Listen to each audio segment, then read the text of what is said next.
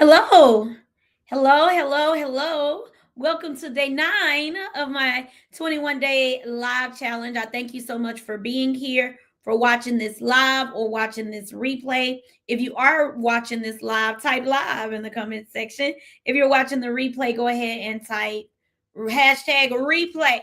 I want to know that you are watching me tonight, today. If this is your first time watching me live, welcome. If you are coming back, welcome back. My name is Dr. Terry Alford. I'm known as the Women's Wealth Strategist.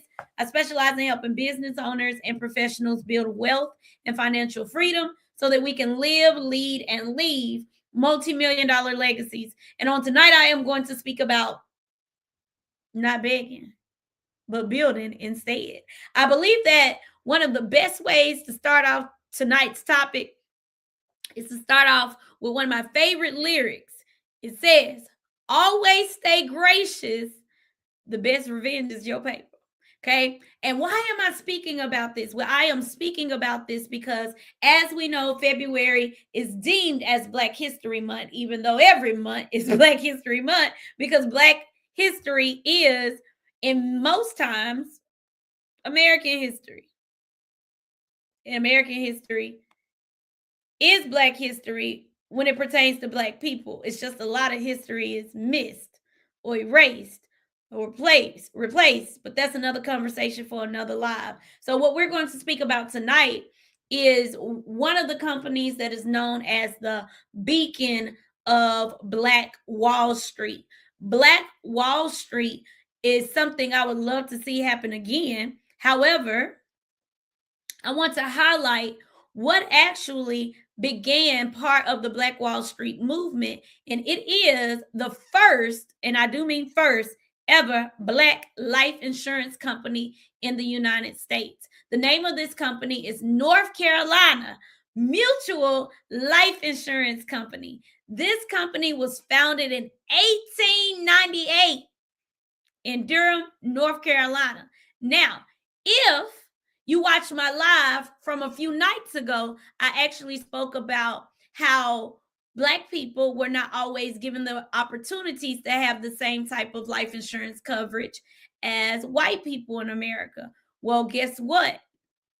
Instead of just seeing the problem and accepting the problem as reality, there were some people who got together and they created their own insurance company. Again, this company was founded in 1898. And to this day, I believe it is still the largest and oldest Black owned insurance company. It is founded, or it was founded by John Merrick, and he was a slave before he became an entrepreneur. So this man, who was once a slave, actually started the first Black life insurance company. We make so many excuses today, and we really shouldn't, because yes, some of the odds are stacked against us, but not like that. Not like that. So as you are listening to me tell this story, I hope that you are motivated. I hope that you are educated. I hope you found yourself inspired to do more, right? To achieve more, to understand that it is not the time to beg people. It's time for you to build what you want to see. There's a quote that says, be the change you want to see in the world. Yeah, do that. Don't always be the one complaining and shouting and throwing a pity party and being pessimistic instead of optimistic. Build, don't beg. We're not begging. Not begging anybody to allow me to be in a space. I'm not begging anybody to have my energy in their presence. I'm not begging to do anything with anybody. I am building. And that's the same thing that they said when they built the first Black life insurance company. Another leader, or he's also considered co-founder, is Dr. Aaron McDuffie Moore. And then later on, they brought on Charles Clinton Spalding, who helped scale the company nationally. Now, although the founder was a former slave and he didn't have a lot of formal education, this man was smart enough to partner with somebody that's smarter than him. See, yesterday I talked about how to say no to certain partnerships and collaboration opportunities that may not be a good fit, but some of them are a good fit. And it is okay for you to look for people to partner with, to collaborate with, to build with, who are strong in the areas that you're weak in. Leaders build leaders. Leaders collaborate with other leaders. And so these men were able to get together in the midst of racism and exclusion. They were able to come together and build something that had never been built before. So instead of just leaving Black families financially exposed and realizing that there was no institutional trust that would keep Black lives safe, protected, or even valued, Merrick, Dr. Moore, and Mr. Spalding had to get together and create something that had never been created before. I know they had all types of obstacles. I know they did. Instead of them having traditional capital or bank or access to venture capital, you know what they had to do? They really had to get it out the mud. They had to raise it themselves. Their initial capital to build the first Black life insurance company came from the barbershops.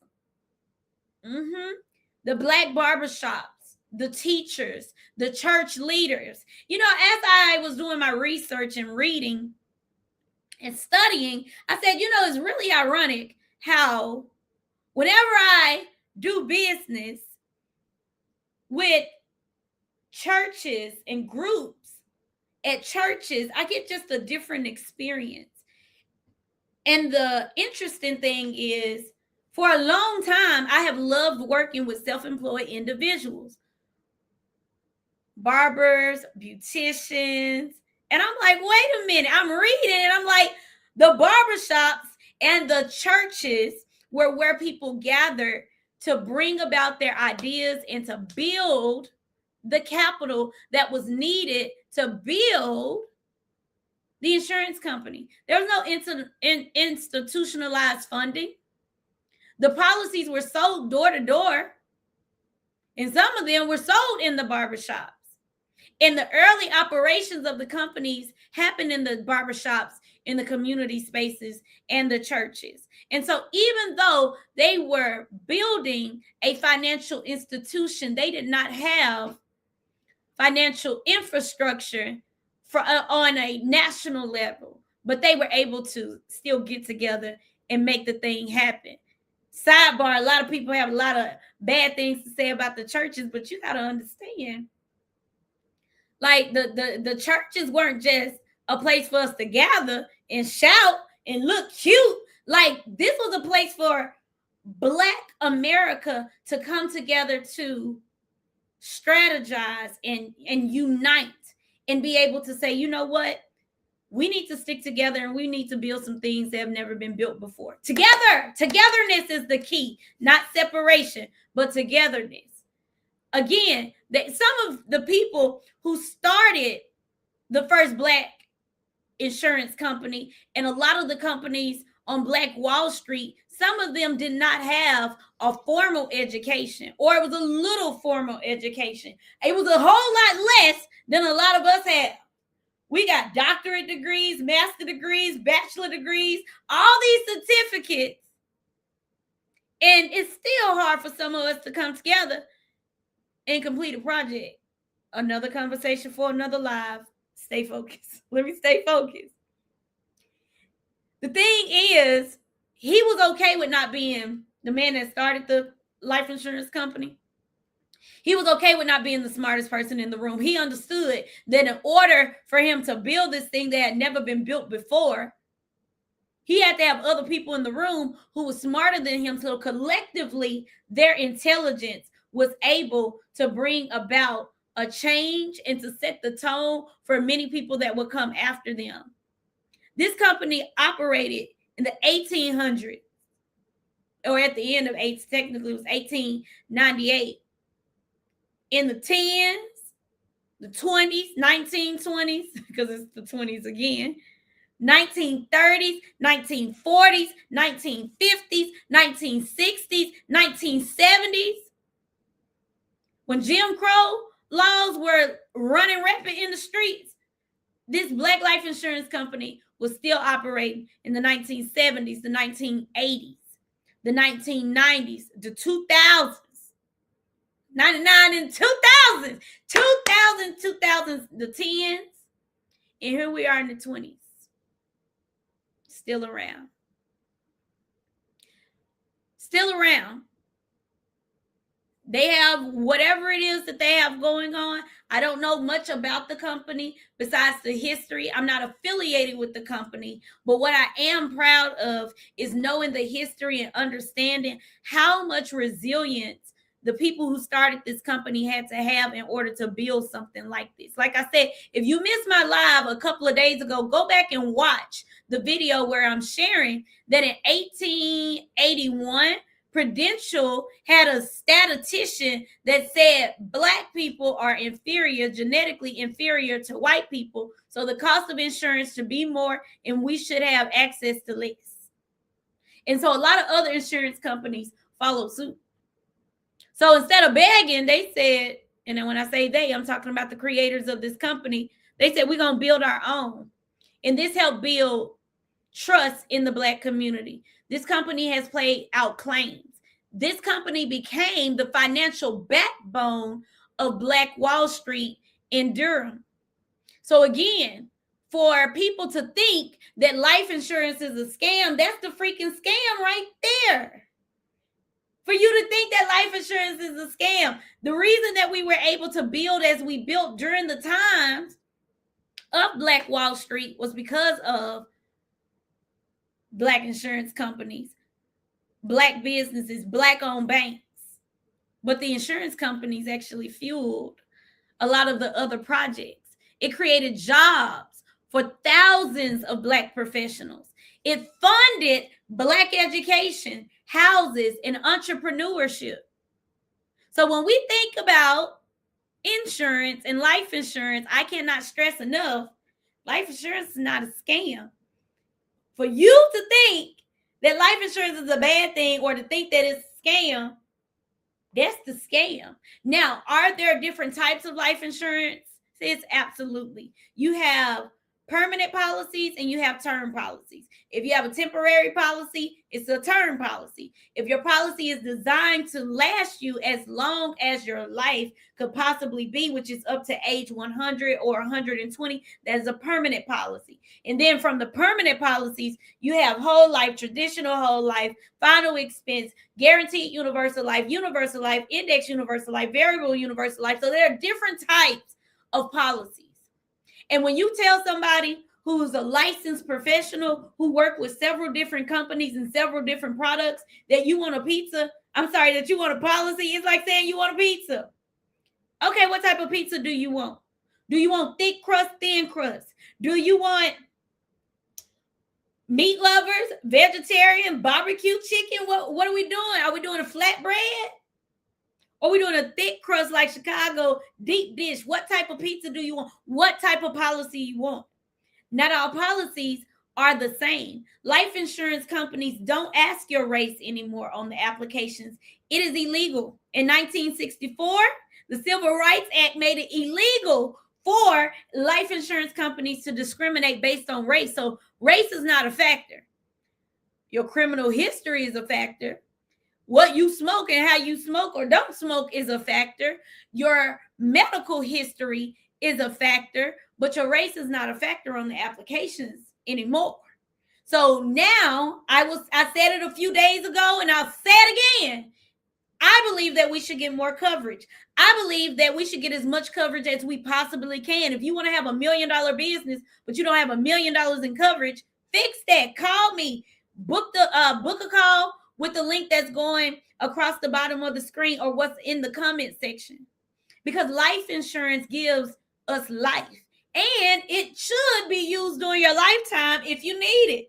Now, sidebar, if you have a term policy, you may not have, you will not have a cash value with the term policy. But what you should have on your term life insurance policies are accelerated living benefits. And with the accelerated living benefits, if you become ill with a critical, chronic, or terminal illness, you should be able to pull the money from the life insurance company and take care of whatever it is that you need, whether it be your medical expenses, whether it be your living expenses, whether it be you just taking the time that you need to get yourself together.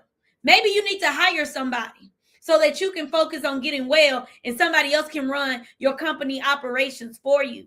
Oh, yes, your term policies should have that on it. It's good to have the little things here and there, and I'm not knocking any type of policy.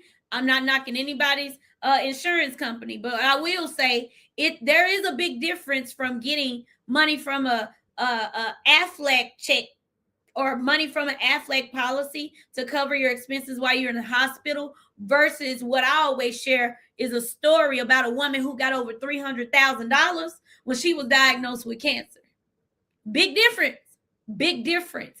If you can get approved for it, get approved for it. The youngest client that I've ever had to pass away passed away during the pandemic. And she was a grown woman. She had a son and a husband. And when we did the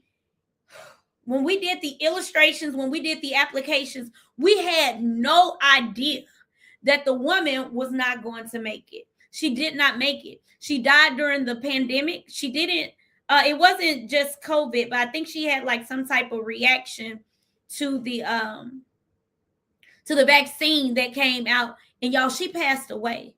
She left a legacy. A legacy. We are talking hundreds and thousands of dollars. We had multiple policies. And if I can remember correctly, we had one policy, which was the term policy that she got in case she got sick with the critical, chronic, or terminal illness. She just wanted that for living benefits. So that one had a high death benefit. And then she had the IUL, which was the index universal life policy that she used to build cash value. Well, when she passed away, both of those policies paid out. And it was almost $1 million that went to her husband and her son. Now, this was about what year is it now? This was 2021. So this was about 5 years ago. Y'all, I can't remember her exact age. She was either 29 or 30. I'll have to look it up. And unfortunately, y'all, I didn't know her long. But what I can say about her is that she was a school teacher. She loved her husband and she loved her child. And her child was a baby. I do know that. I spoke to her twice before she passed away. And that baby and that husband, I know they miss her. I know they miss her. But they're not struggling financially without her income. They're not. We, as Black people, used to not be able to get $1 million policies. We couldn't get $500,000, $250,000 policies. So it's important that we get what we can get now.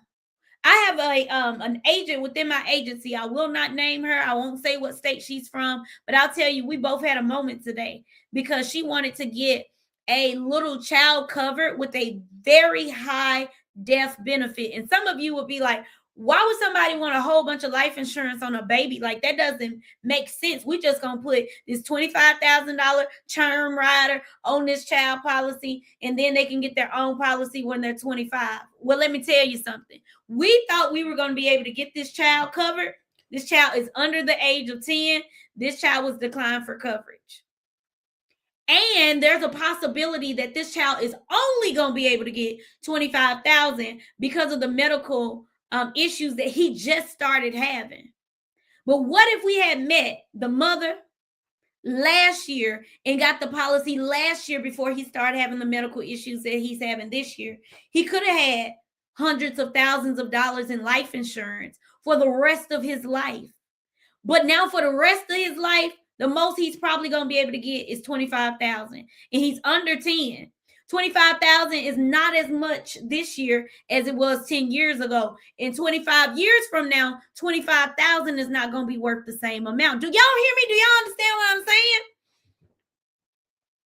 If this is making sense, Put the 100 emojis in the comment section. Just the 100s. Like, I get you. I hear you. So yes, I talked about life insurance a few days ago live. I'm going to talk about it again because it's Black History Month. Why not speak about our Black history, historical figures that should be celebrated that a lot of people don't even know about?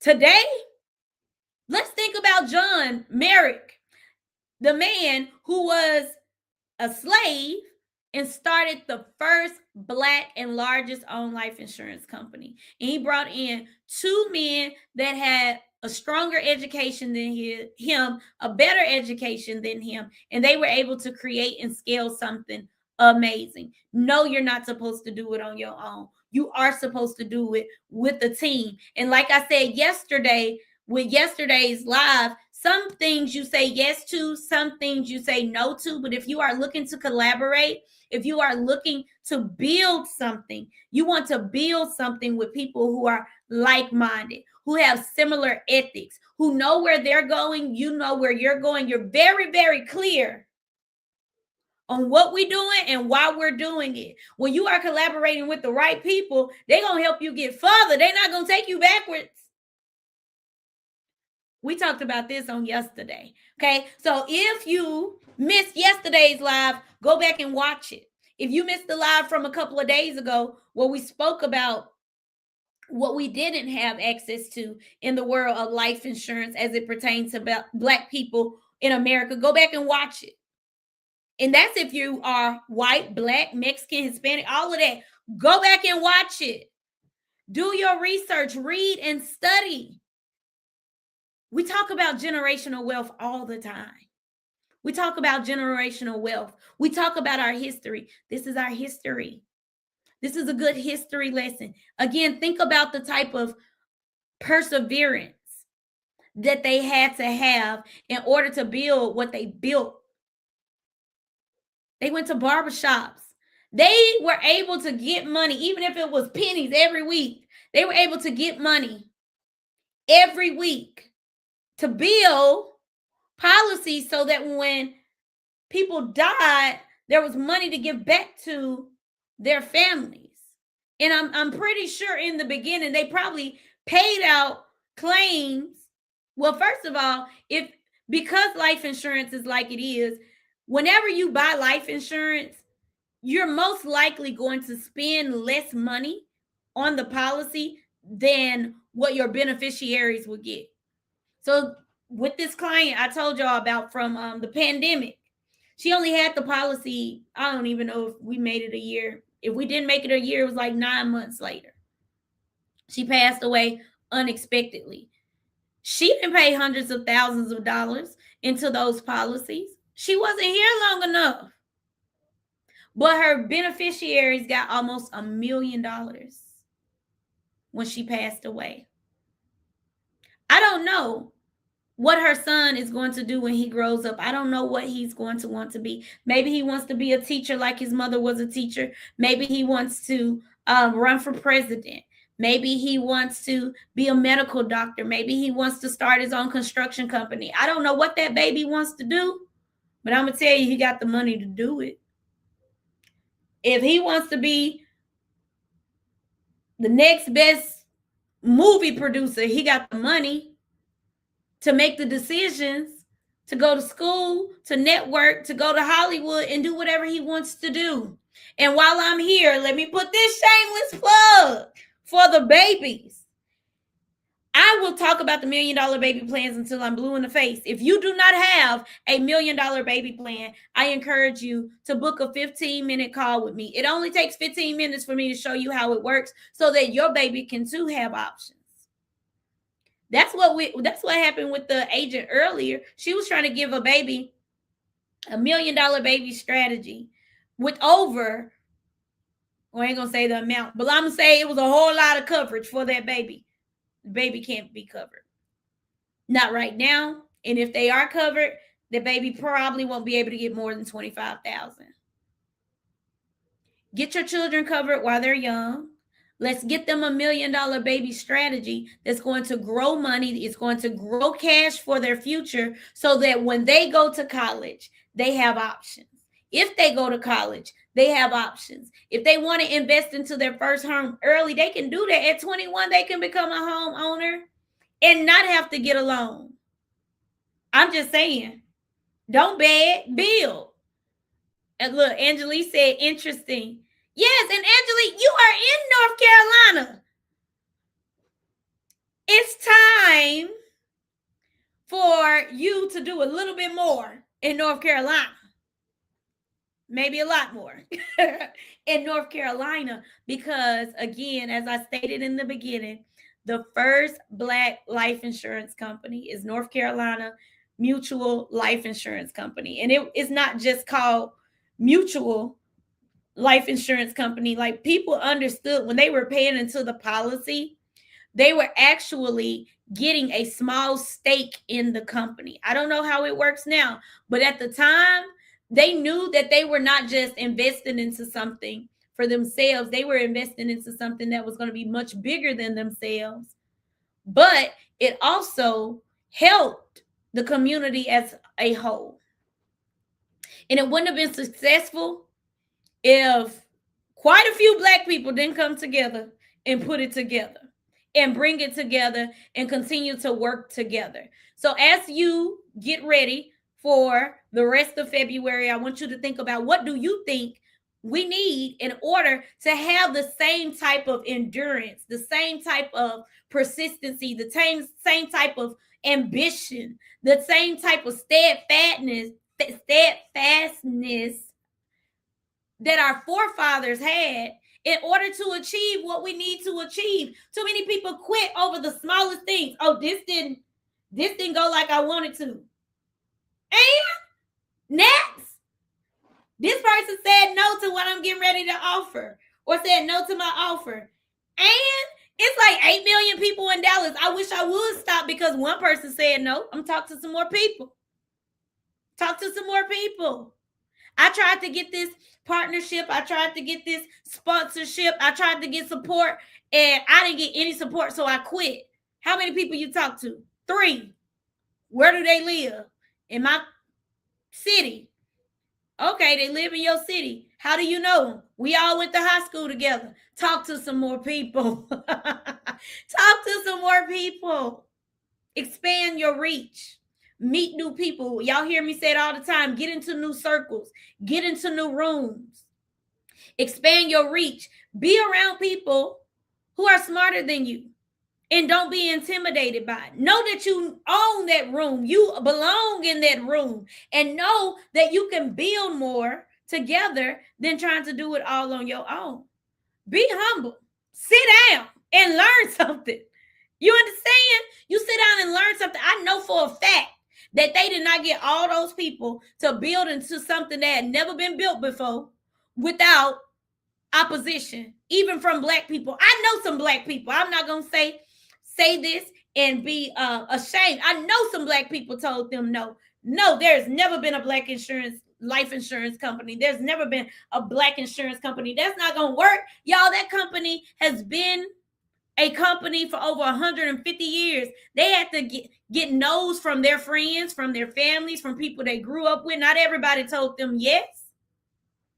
Y'all want to quit after 2 no's, 3 no's, 14 no's, 16 no's. You know how many times Joseph tried to get out of the dungeon?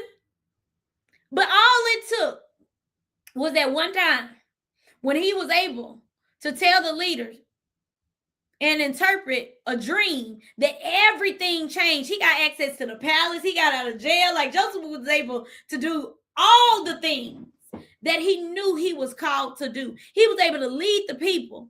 But before then, he had to get some no's. Yeah, he was in the pit, but he didn't stay there. He didn't quit. He got tired. He got discouraged. I know he wanted to quit. I know these brothers wanted to quit working with Black people. I'm going to be honest. Black people who had never seen the other side of what we can consider, what they may have considered the promised land. There was no AI. There was no social media. There was no internet. There were no cell phones.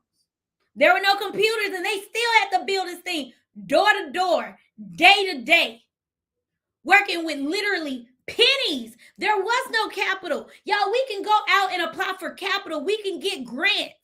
There's so many things that we can do now, but we're making excuses because, listen, I had to bite my tongue because we are distracted and we are focused on the wrong thing.